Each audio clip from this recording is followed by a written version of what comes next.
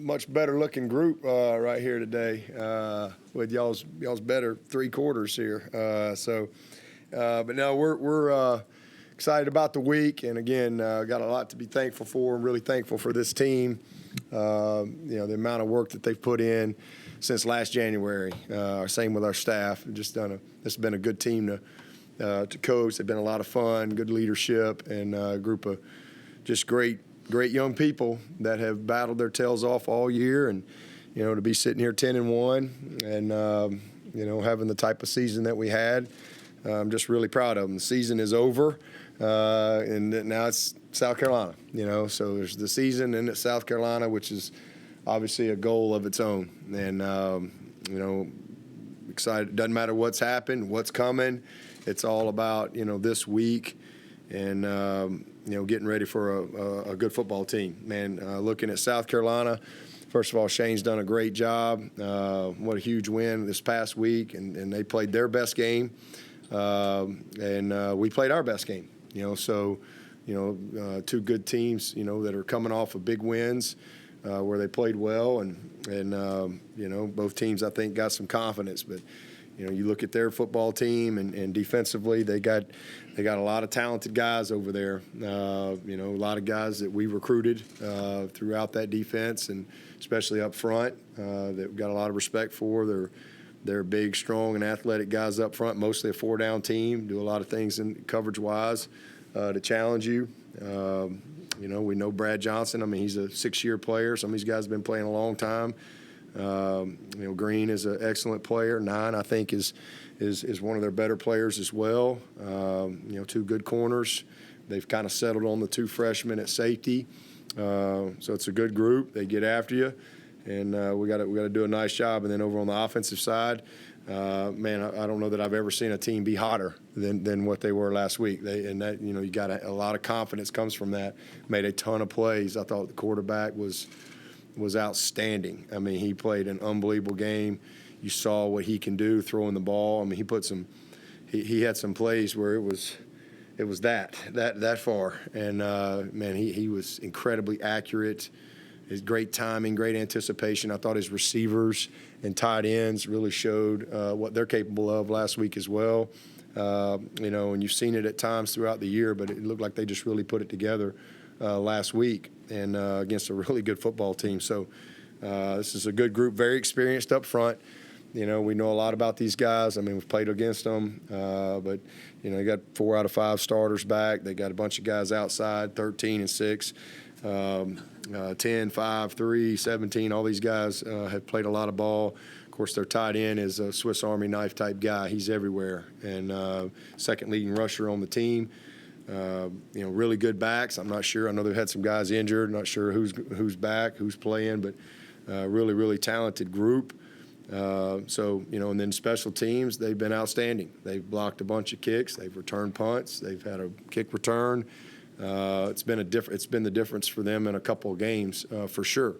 So this is all 3 phases on high alert type of game. Everybody's got to play well, and we're excited about the week and getting back in the Valley. This is the last one for our seniors, and it's always a big deal when you're playing your last home game. And man, I hope our crowd will show up and really get behind them and support this team. I know a lot of people don't like a noon game, and all that stuff, but man, we need the best noon crowd that we've ever had. Come Friday, if you can come Friday, come then. Pitch a tent, whatever. Let's have a great crowd. Let's be ready. Dean, you gonna have them ready? Yes, sir. All right, let's have them ready. All right, we need a great crowd, and it should be a fun environment. And our focus is just simple. It's on finishing strong, and trying to play our best 4 quarters, trying to achieve this goal. That's our focus. That's what we feel like we can control, and that goes back to how we practice today, how we practice tomorrow.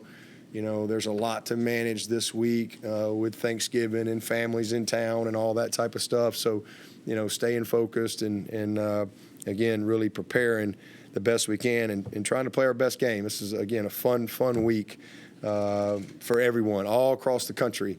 It's rivalry week. I was a part of 13 Alabama-Auburn games, and, man, that was It was always my favorite week of the year.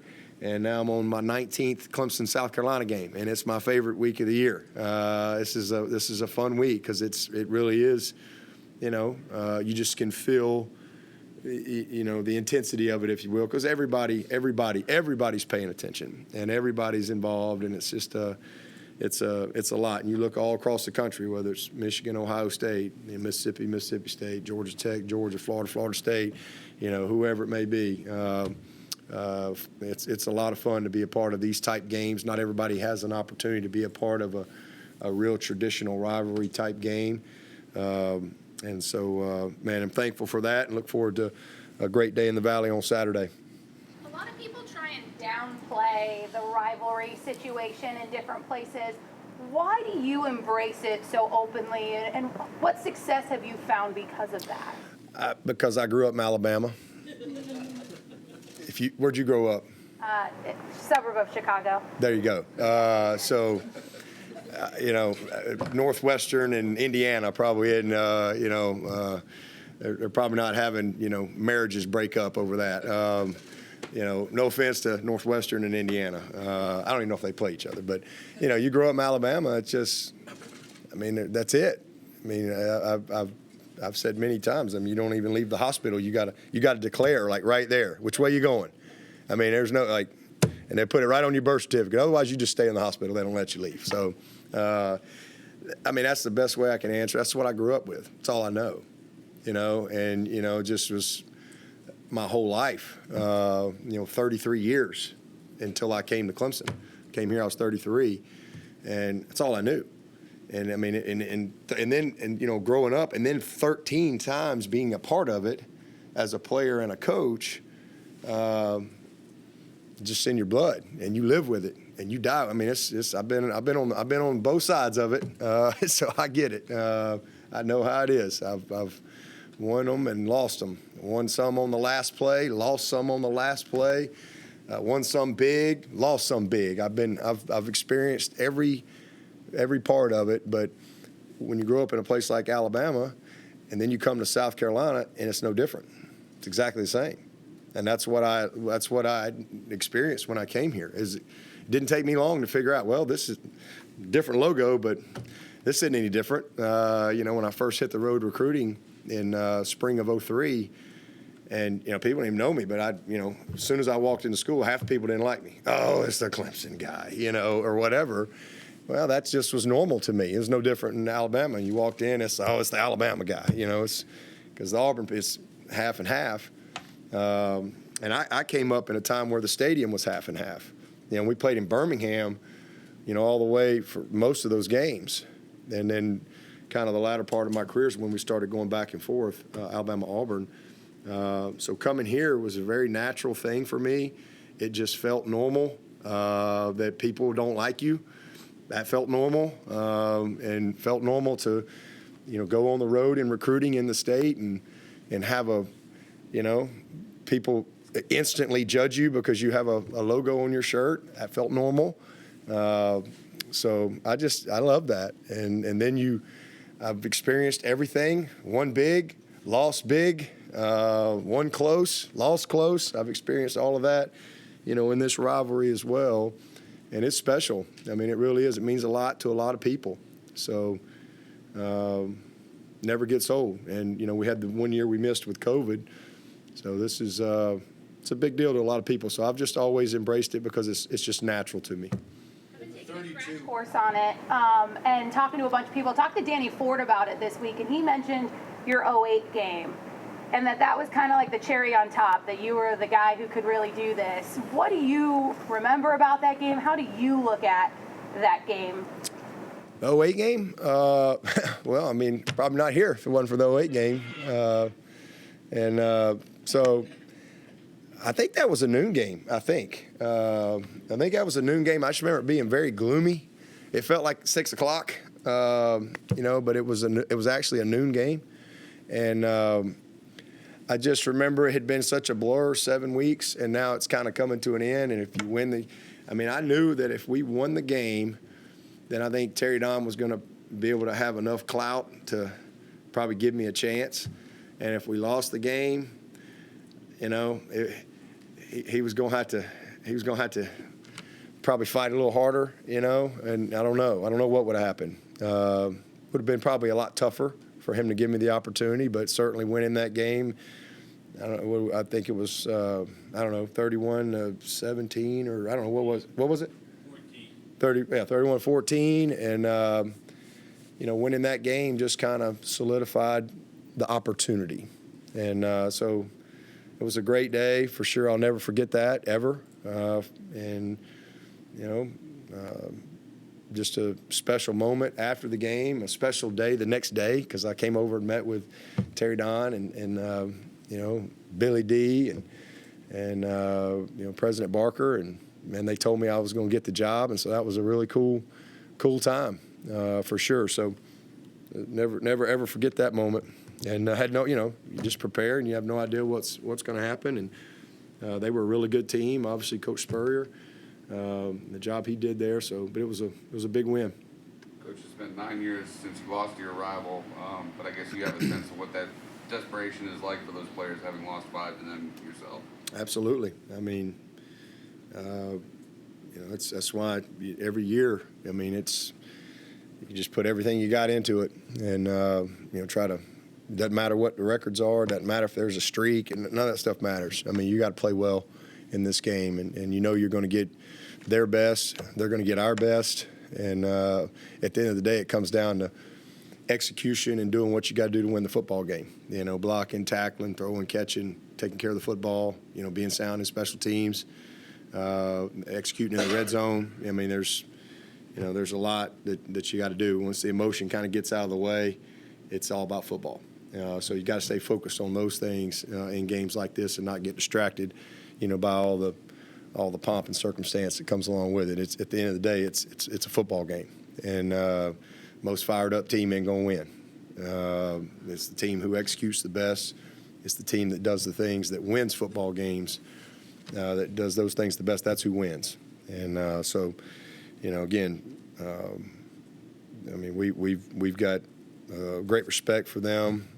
Certainly, I think Shane's done an amazing job. I mean, he really has. I mean, you just see their team with a lot of energy, a lot of belief, and we got to play well. Doesn't matter. It doesn't matter if however many we've won. It doesn't matter. You got to play well, and you got to earn it this Saturday. Did you reach out to him after the win, or is this one of those weeks where you just kind of wait and see him on the field Saturday? Oh, I'll see him. I'll see him Saturday. His program is built on some similar cultural, holistic things as yours. I'm curious, before he became a head coach, before he even knew that he might end up there, did he ever pick your brain on what he might do when he took left? I don't know the inner workings of their program, and we have talked many times over the years, but not specifically sat down with him and gone through specific things. Just really organic conversations that have happened naturally. You mentioned all the different rivalry games that Alabama or here you've been involved in. So is 08 the high point? Is there a specific low point? Because you said you had highs, you had lows. Yeah, 2013, 5 in a row, 6 turnovers. Yep, that was pretty low. I thought we had the better team. I think Coach Spurrier thought we had the better team. I was telling radio people last night. He called me the next day to almost apologize. Like, I don't know why y'all turned that ball over. I don't understand it. I'm like, I don't either, Coach. But yeah, so that was probably the. I mean, they're all bad. It don't matter if you've lost 5 in a row, if you lose 1 in a row. When you lose this game, it stinks. Period. It doesn't matter. You can win 20 in a row. And when you lose this game, it stinks. There's nothing good about it. And same thing, when you win it, it's great. And that's been that way forever and ever and ever in a rivalry game, and always will be. But specifically, that was a disappointing day because, again, I really thought we had I had 6 turnovers. We still had a chance, late in the game. But it was a tough day for us. Coach, since you brought up turnovers, I guess, is there anything you can do differently than what you do every week in practice? Is it psychological at this point? Yeah, probably. I mean, Davis Allen has never fumbled ever. I don't know, guy put a good hit on the ball. So, same thing with Brenny. pretty good ball security. Guy put a good hit on the ball, so we just got to, I think you just have to keep coaching the fundamentals and really stress things in practice. You do everything you can with your scouts but you don't want. You got to go play, and hopefully it's one of those things we just kind of play our way out of. But the difference is we've been getting them. So we've been getting takeaways, and I know from a stat standpoint, we finished, I guess, -1, but we really finished +1. As far as how we track things. When you stop somebody 4th and 1 in the scoring zone, that's a turnover. You get a safety, that's points and a turnover, because you get points and the ball. So it doesn't go down in the book that way. So that's why you still win 40-10, because we were +1 in the margin. Same thing the week before. And the one game we lost, we didn't do that. We were negative. So and if we can just kind of keep getting them and just cut that down, good things will happen for us. But it's just, some basic things, really basic things, and just got to keep executing the fundamentals. Rattler, You face a great quarterback, and this is a quarterback that struggled, but then last week just had maybe the best game of his entire career. He was awesome. He made some throws that were, you can't defend. You can't defend it. If you go back and really watch it, they had guys there, and it's the difference. It's that much is the difference in that touchdown catch to, who was it, 6, and an incomplete. It's an inch, but that's the game. The throw down the sideline. He just made some beautiful plays. He bought time. He extended some plays, and then his guys made plays. They made a ton of plays. He's a 5-star quarterback for a reason, and a starter at Oklahoma for a reason, and has done a lot of great things. He's a really, really talented player. We've seen a bunch of them this year. We've had a lot of them on our schedule throughout the year, and he's definitely got all the tools. You see some similarities in him and DJ, just in the way everybody loved them this time, a year plus ago, and then they had to, everybody's criticizing them, and then they come back and kind of show why it is everybody loved them in the first place. I probably. They both have had. Other than DJ's still here, obviously they made a change at Oklahoma, and so he moved on. But, again, I think the quarterbacks get, a lot of blame sometimes. And, like last year, for example, DJ didn't play well, but we weren't very good around him either. And, I think that it's taken them some time to kind of hit their stride this year. And now those kids are making plays for him. But he's a very talented player, and they both have kind of had their ups and downs. But DJ's really played well for us. Outside of 2 games, he's played well. He's 21-5 as a starter or something like that. He's a winner, and he's a great leader, and he's an unbelievably committed guy. So I don't know Spencer. I've never met him, I don't think, but I got a lot of respect for him as a player, and he's got all the tools. Comparing his recent performances to what he did Saturday night, did you notice that they were doing some things differently with him, quicker getting it out? Yeah, they did a good job schematically and some formations and some things, and they mixed in a lot of wildcat and a lot of crossers. Had complemented things with some easy outlet passes in the screen game, but they took a lot of shots, and guys made some unbelievable plays. But he made some throws. They had a lot of max protection. Tennessee caught Tennessee in a bunch of man coverage, and they had max protection. And it's just my guy's better than your guy, but the quarterback put the ball on the money. Incredibly accurate. So that's really it. It's really not complicated. They just blocked them and caught the ball better, and got the ball to the back in some flats on a couple times, and they hit a 3rd and 20, a 3rd and 17 on some deep crossers. With just accurate throws and good protection. Coach, how would you characterize DJ as a runner? Because it doesn't look like he's running very fast, but some of these moves he's made in the open field and his vision, he's got that stanky leg. You give him the stanky leg. He's just confident now. He's gone from a guy that wasn't very confident running the ball to now he's very confident, and he's faster than you think. He's way more athletic than you think, but he's big and strong. And he breaks a lot of tackles, and he's a big man to get down. I mean, he's 238 pounds, and he's got a good understanding of how to set things up.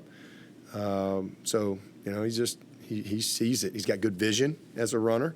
He may not be a Barry Sanders as far as change of direction, but he's got good vision. And he can see it, and he does a nice job of changing direction. But he's just, bottom line, he's just worked really hard at it, and he's just much more confident. And he's been a big factor for us, for sure. You talked about the emotions of this game for the seniors. They're now experiencing a lot of lasts, and this will very much be their last game at Death Valley the next time they come back on a game day. They'll be fans. Have you had conversations with them about just kind of embracing and relishing in this moment? Yeah, we kind of do that last week, honestly. And we I don't remember what year we started doing that, but it was somewhere, I don't know if it was 12, 13, 14, somewhere in that range. But because I just felt like when our last game was here, there's already a lot of emotion. And then you throw that into it and all the families and all the stuff going on. I just think, it was just better to move that. So we kind of deal with that last week. And then this week, they've kind of been through that. They've processed it. They'll come down the hill as a group, but all the senior day stuff, man, we just try to make it all about the game. And I think because, again, there's enough emotion involved. Certainly they know it's their last game in the Valley and they want to play well. And that's really what we try to put the focus on is just, let's play well. Let's try to, finish with no regrets. Let's finish the right way and be plenty of time to reflect. Coach, unfortunate about Marcus Tate, but showed a lot of improvement, didn't he, from Yes, sophomore year? He really did. I mean, he played really well, and he just night and day. Just incredible improvement from where he was last year. Learning, the game was fast. Man, he's physical. He's athletic.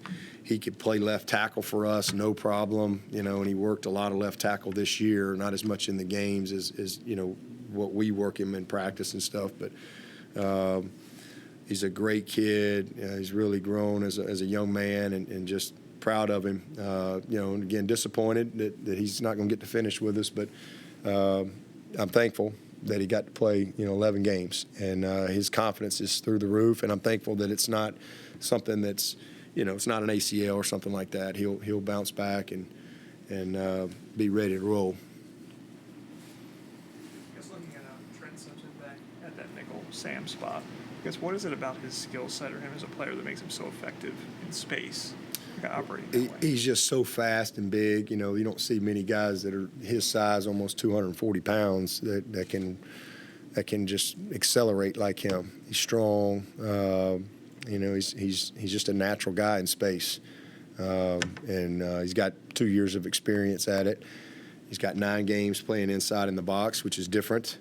And it just kind of the best thing for our team right now is where we are, and so it's been good. I thought he played well. We only had 42 snaps last week on defense, and he was pretty productive in that role. And we played some nickel and stuff as well, but he did a nice job. But he can come off the edge. He can run people down. He can cover, and just a unique talent. I guess you guys said his projection you thought for the NFL was. Yeah, he'll most likely be an in the box guy at the next level. That's one of the things that, it's one of the reasons we moved him inside. Plus with Barrett and kind of where he was coming off his freshman year, and he's a unique guy as well. But yeah, he'll most likely be a Will at the next level. He can play Sam as well, but I don't see him being a nickel guy. You'll see him transition a little bit more like Isaiah Simmons. Coach, this will be the 7th opponent you face this season that's been ranked at some point. Next week will be an 8th. You can stack that schedule up against just about anybody in the playoff race, can't you? Yeah, I mean, it's been a tough schedule all year. Every game is a tough game. It's hard to win. People like to. There's a lot of narratives that people like to put out there, but all you got to do is just pay attention to college football. It's really hard to win. You can look at last week as a perfect example. It's really, really hard to win, especially consistently. In college football, dealing with young people, anybody can have a bad day. Anybody. I mean, it's a tough game, and college football, there's a lot of parity, and you can have injuries. There's a lot of things that go into it, and anybody can have a day. And there's 4 undefeateds and 2 teams with 1 loss. So hard to win, man. Hard to win. I have some Thanksgiving questions for you. Okay. Need to know if you game plan your dinner plate the same way you do a game. Like, how do we attack first compared to second? And not to get controversial, but do we like cranberries? I absolutely do not like cranberry sauce. I've never eaten cranberry sauce, so I'm out of that. Put me on whatever side that is. But yeah, I mean, I'm turkey. I'm pretty simple. Turkey. My mom's chicken and dressing, which is amazing. Mac and cheese, some corn, and then some beans. Pretty simple. Hopefully, there's some pecan pie, maybe carrot cake. That's about it. But in multiple plates. What's that? Do we do salt first, savory second, or do we pile it all in one? I kind of eat one thing at a time. Occasionally I'll take a bite of something here or there, but I don't usually just mix it up. I keep it all neat and orderly. Put some pepper. Not a big salt guy, but a lot of pepper.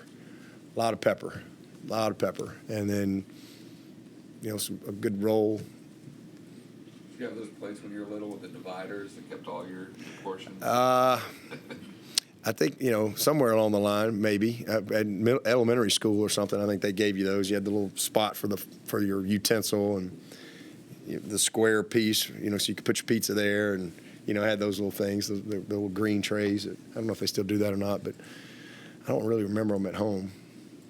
What is Beaux Collins' availability for Saturday? He's gonna be ready to roll. When they use a guy like Bell the way they do, what are the challenges that presents to defense? Well, it's kind of been out of necessity. I don't think they want him to be their tailback, but they're trying to win, and they're using their best players. It's just good coaching. If they got 1 and 21, I don't think they're going to put 0 back there in their place. But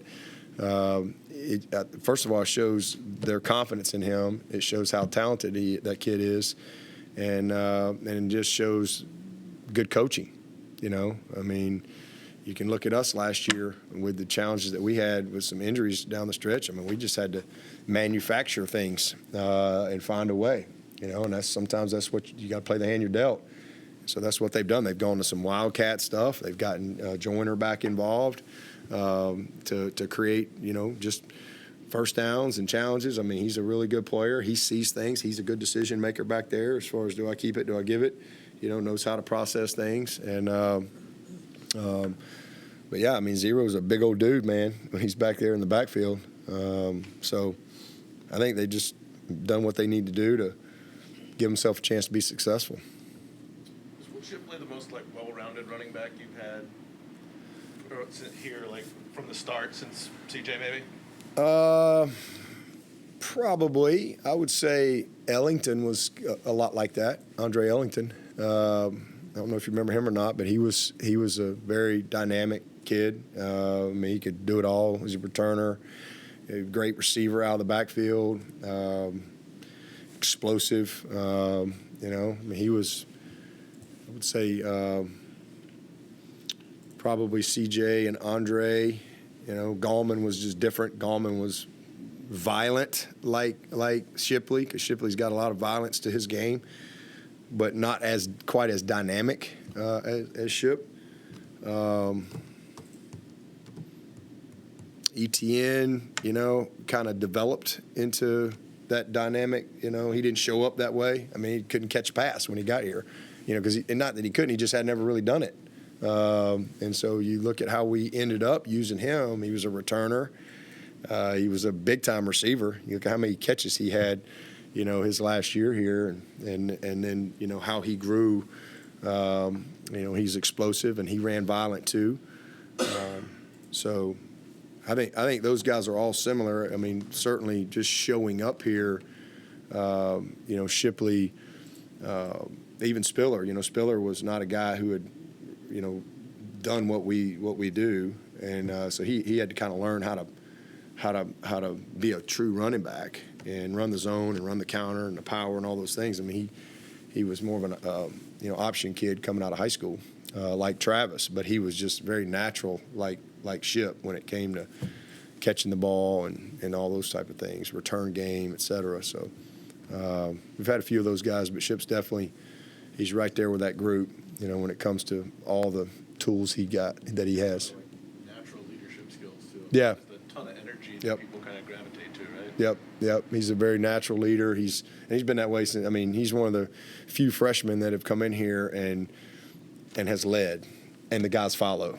You don't usually see that, but that's just a very natural thing for him. But it just becomes because of how he works. I mean, as I've said this many times, he's never lost a sprint from the time he got here as a freshman. Like, he wins every sprint.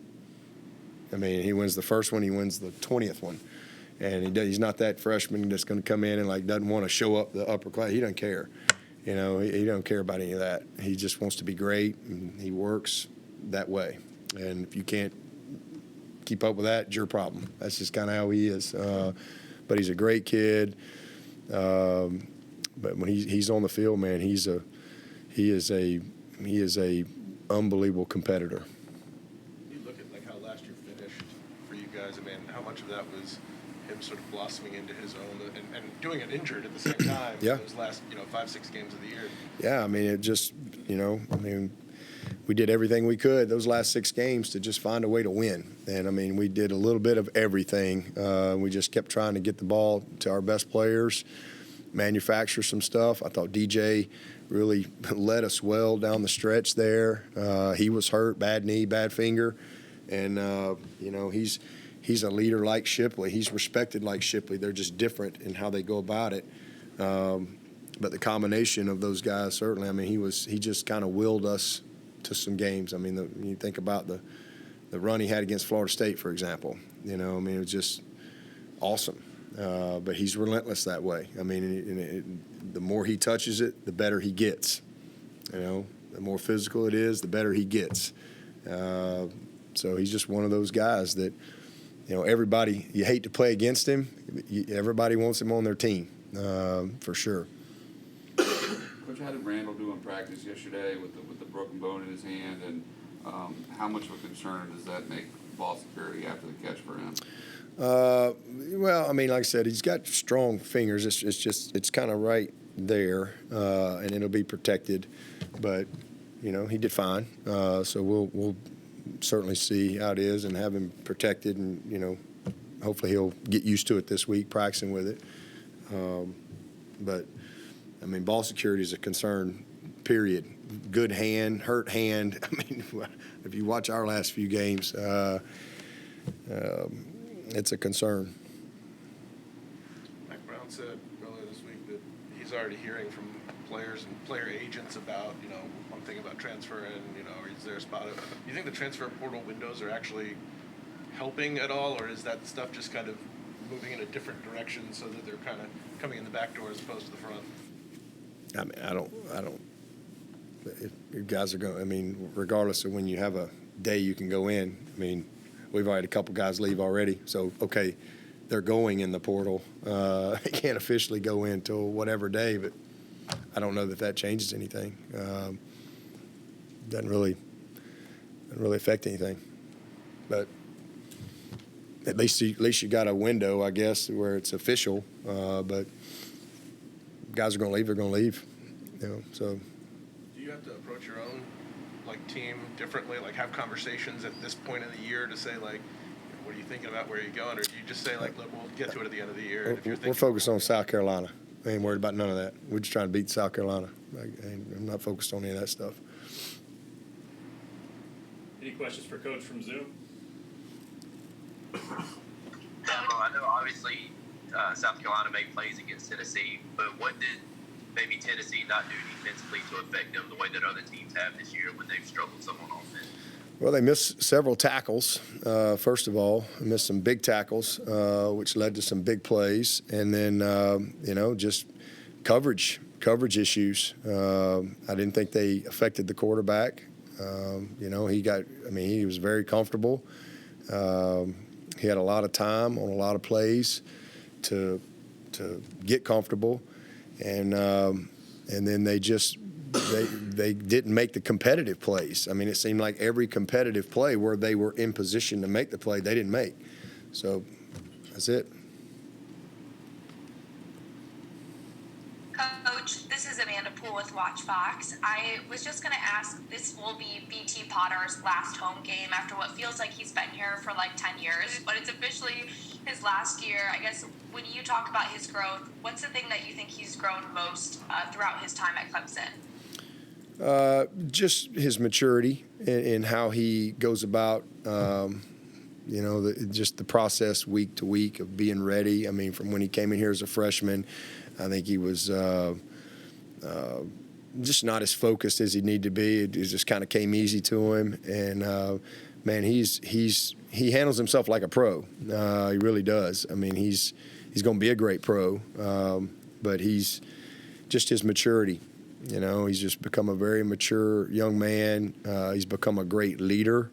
He's one of the more. He's going to be a captain for us this week, as a matter of fact, and just his routine, becoming very, very committed to his routine, week in and week out, game in and game out, kick in and kick out. But that's to be the main two things: just his maturity and his leadership, and just overall commitment to. The focus that you have to have week in and week out to be consistent in his role. Hey, Dabo, it's Anna. I know you mentioned it on your show last night, red zone defense. What are some areas there that you feel like you can improve upon? Yeah, we just got to cut down on the touchdowns. I mean, and it's details. It's really that simple. It's just details, especially in some coverage situations. That's the main thing. Dabo, Wells for them, number 3 of receivers, seems like he's maybe become Spencer's go-to guy. Just what do you see from him, and how have you seen him kind of evolve this year?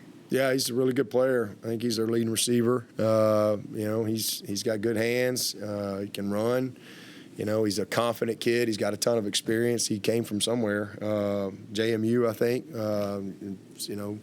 A very, very polished guy, and you just see his veteran confidence, out on the field. But he made a couple great ones last week as well. Went up over the one kid. That's what I meant earlier about competitive plays, where they had a guy there, and he just made it. So he's definitely a guy that you can tell they got a lot of confidence in and want to get the ball to.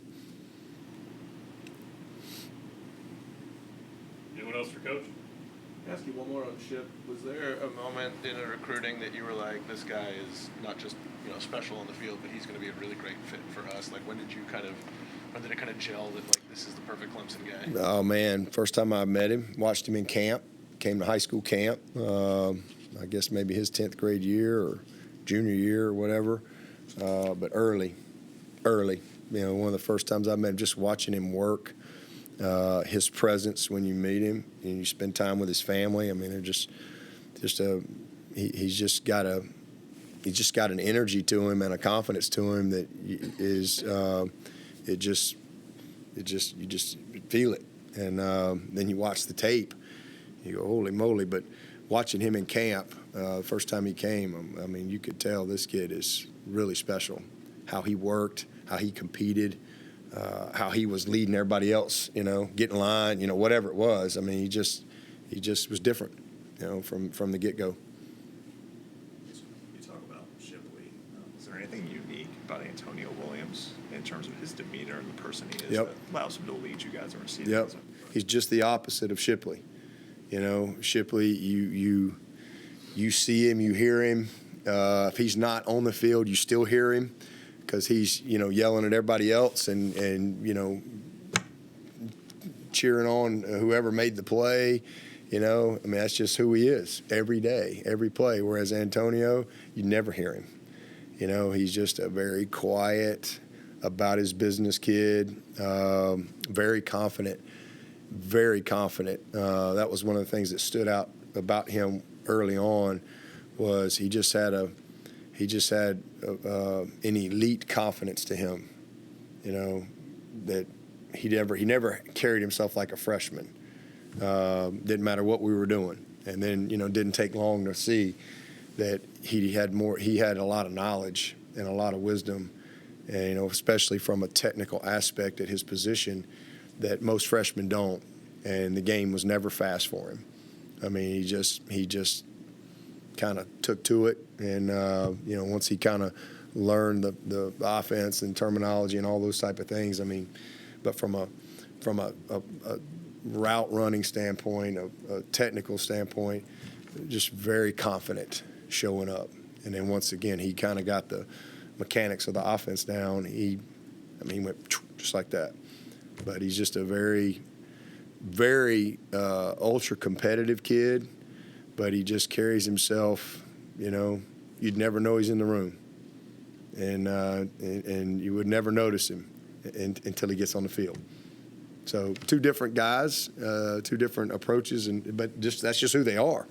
You know, he's just a very cool, calm kid, but loves to compete and loves to play, whereas Ship is not cool and calm. You know, he is angry on the field, and off the field he's just a ball of energy. You know, and he's the biggest supporter of everybody, and he loves to, you know, support and cheer for the other guys, and you know, it's just, you just hear him all the time. That's just who he is. So they both are very comfortable in their skin. All right, thank you.